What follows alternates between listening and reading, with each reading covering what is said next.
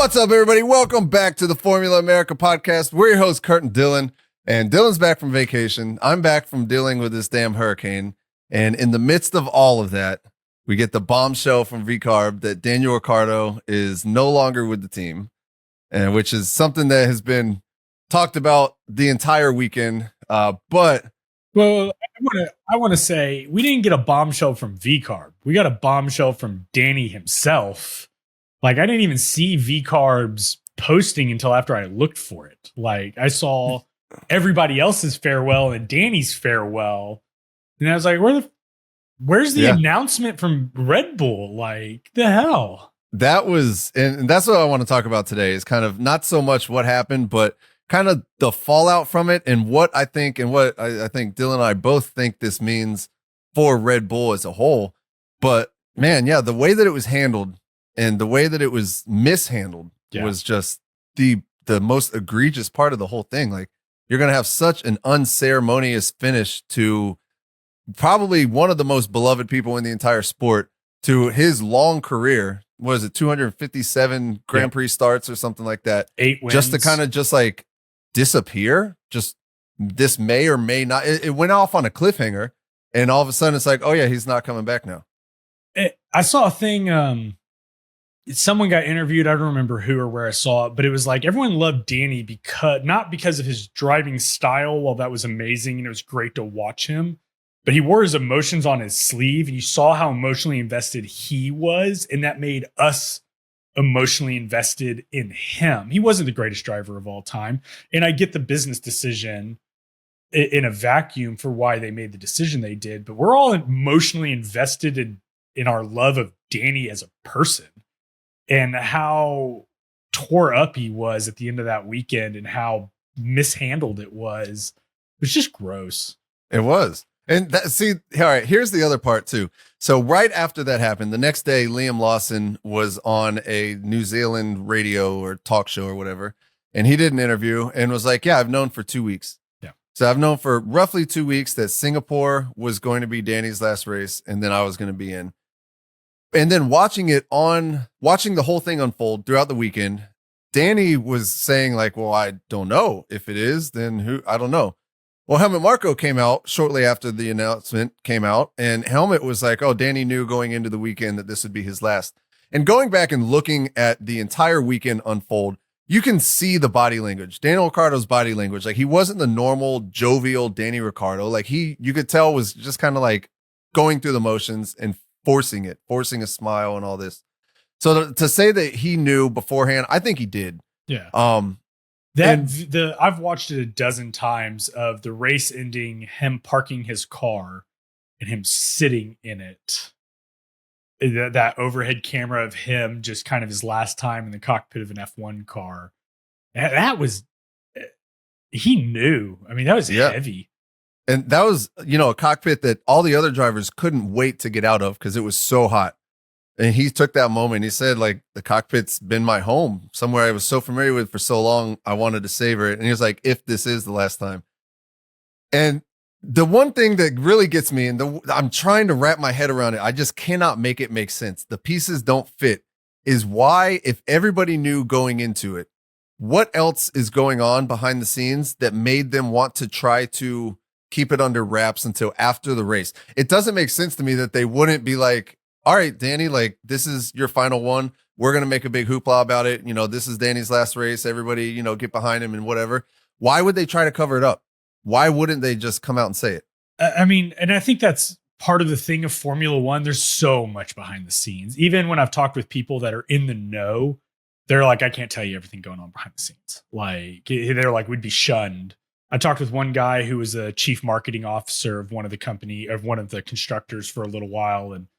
And he like laughed and he was like, you don't understand. He was like, if I tell you some of the things going on behind the scenes, even in the past, I let those secrets out, I'll never be trusted in that inner circle again. He's like, so, and it's always stuck with me of how much is churning behind the scenes. I mean, these teams are spending hundreds of millions of dollars annually. Like, we know there's politics. We know there's behind the scenes stuff.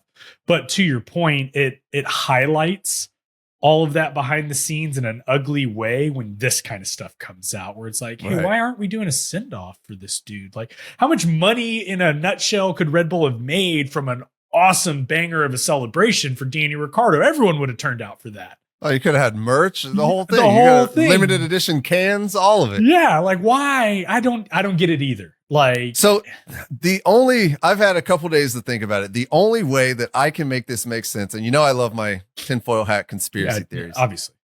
I love We're here them. for And that's the only way I can justify this.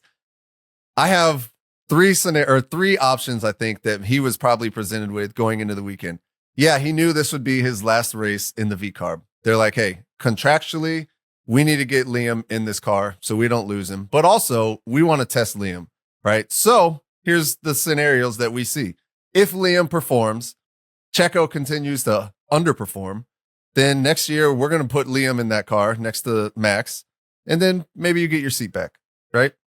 So then another one would be if Liam doesn't perform, Checo turns it up and starts to perform. Well, then maybe we put you in your seat again, whatever. Or the other one would be that Checo and Liam both perform or whatever, nobody moves, and then you're out of a seat. So when he's talking about, if this is the last time, maybe at the moment there was a little bit of hope that he might be back in the future. I don't know if that even makes sense. That's just one of my unhinged conspiracy thoughts. I'm just trying to justify it in my own mind. Well, and I can't make it make sense. Where we want to take this podcast, I think, besides Danny leaving, everyone's beat that dead horse at this point.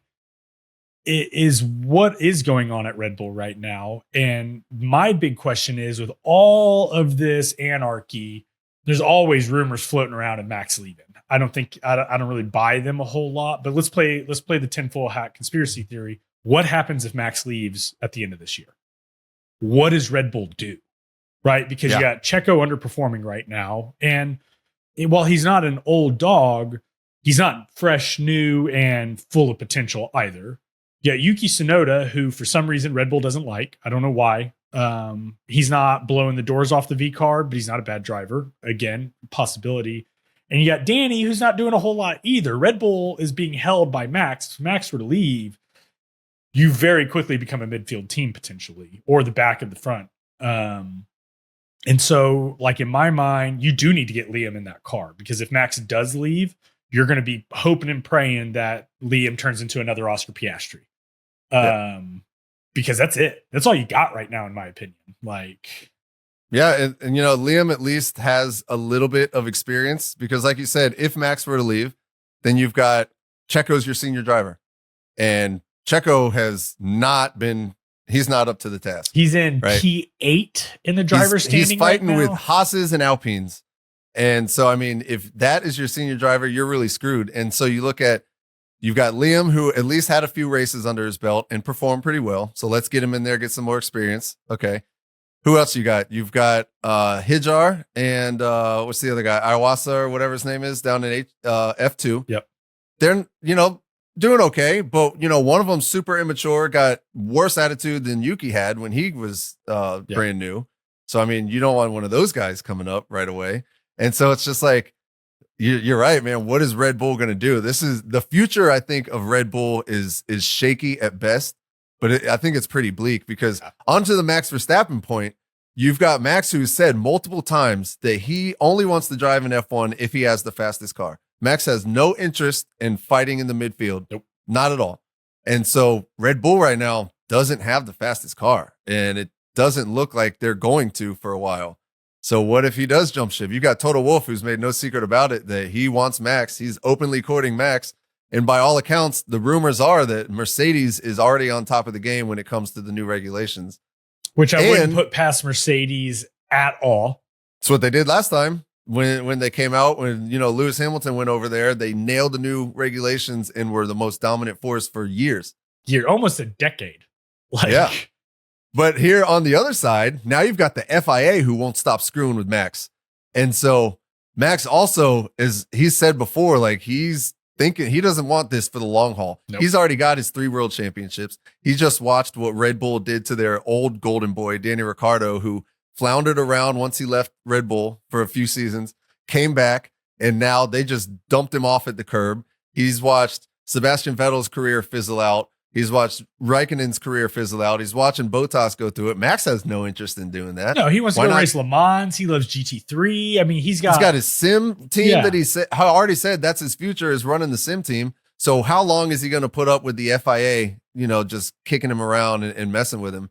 So either he leaves and goes to another team, or he just leaves altogether. So the fact that Max might not be there for long is a pretty real possibility. Said a couple of interviews ago, a couple of races ago, that he's halfway through his career.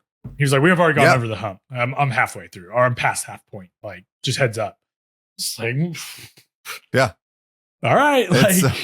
It's not looking good. And inside Red Bull, you've got turmoil at the top between the Christian Horner camp and then the Helmut Marko camp.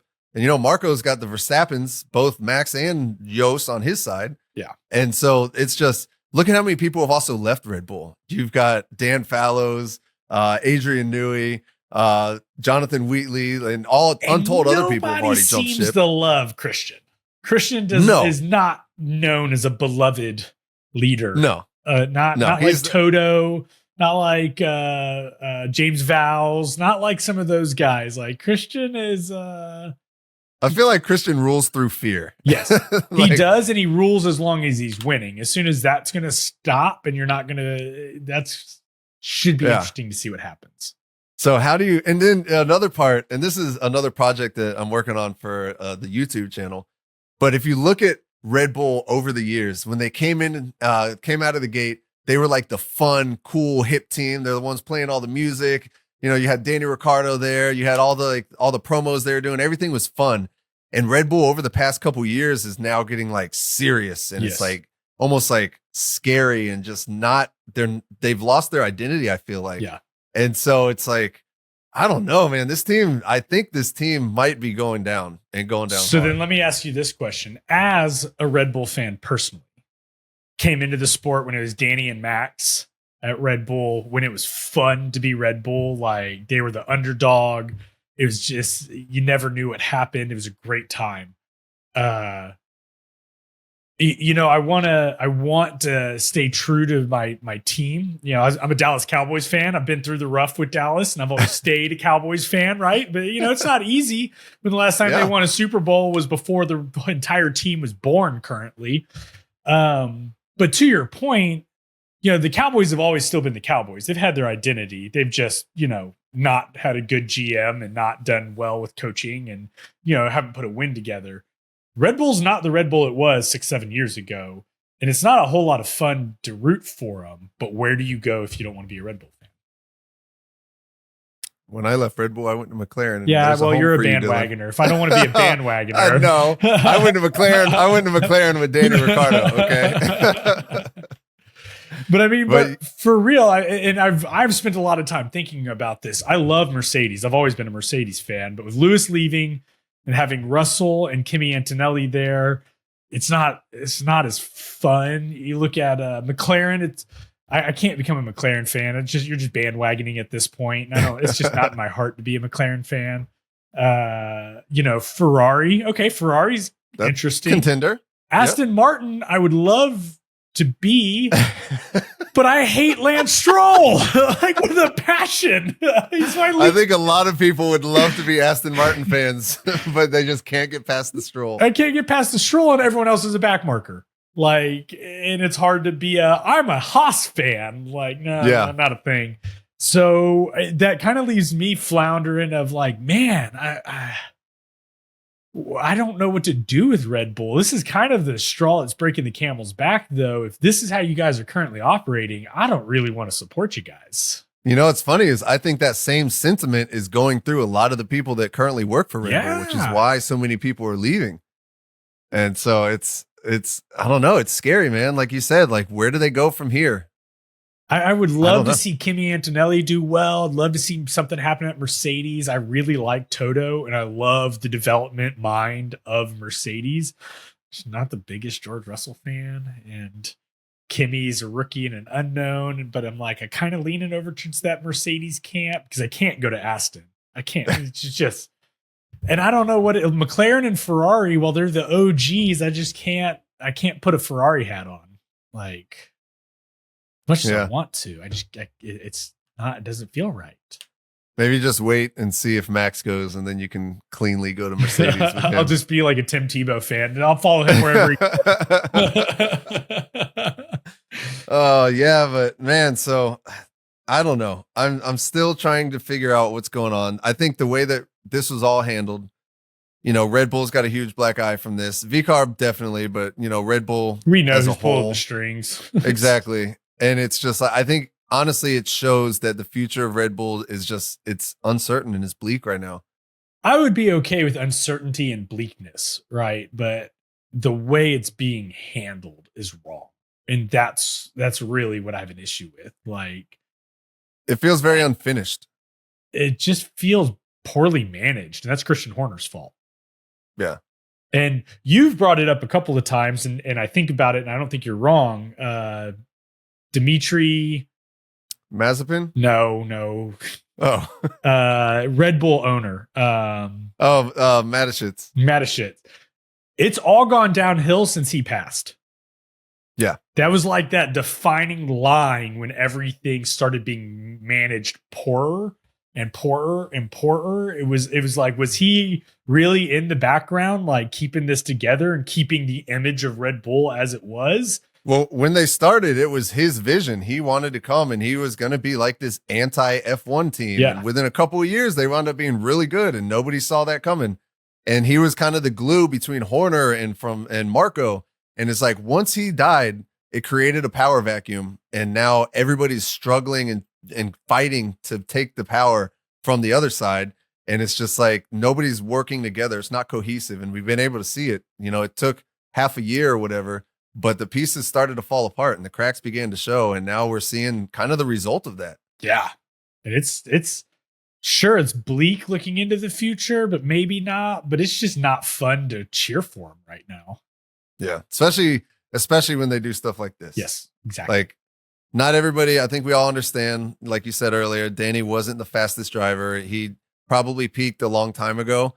But man, if he didn't have the biggest personality and if he wasn't just the biggest character of Formula One, and the whole his Drive to love Survive of was Formula built off One. of him. Yeah. Oh, for sure. Yeah. He's not Max Verstappen, who's like, I got other things I can go do. Danny, this was it. He had done it. He'd arrived, and he wasn't shameful about that. Well, I just hope this isn't the end. I'm sure that he'll probably take some time off, like he did before, lay low for a little bit. But I'm sure we're going to see him. I'm sure we'll see him plenty over here in the States. Yeah. He's always in America. I heard over here. He bought some big ass property out in Malibu or something like that recently that I heard. And he's always talked about NASCAR. So I wouldn't be surprised. Actually, I was listening to something the other day. Daniel Ricciardo has the potential to go for the Triple Crown. Yes, he does. Which, if you don't know what that is, it's winning Monaco, winning the Indy 500 and the 24-hour Le Mans. And Fernando Alonso, he did. Which is probably the hardest. Yeah. I think that's probably the hardest one to get.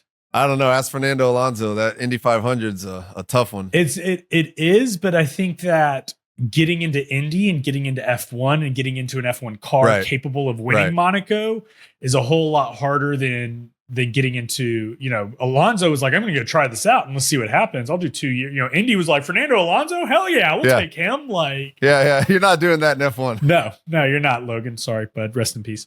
Go have fun in Indy. You'll do great. I'm rooting for you. But he could totally go to Triple Crown. And I'm kind of hoping to see him in a NASCAR to go shut what's his name up, Lawson, about that he could race in F1. Yes, I will. I am looking out for that. Whether it's Indy or NASCAR, I will be at the debut of Danny Ricciardo, wherever it is. You. Yeah, I will be there. Hell yeah, brother.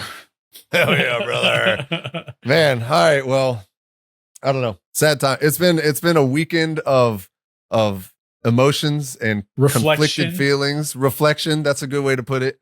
But now we get to move on, but not too fast because we still got 2.5 more weeks until the next freaking race, which is here in the States, coming back to Austin. I'm excited for that one. One of my favorite tracks too. The Coda is awesome. Not just because it's here in Austin, but like the track itself is so good. Yep. And that's 1 week closer to us going to Mexico, which I'm so pumped for that. So pumped. We're gonna have to plan we're gonna Should we record there live together on Monday or Sunday Maybe. evening?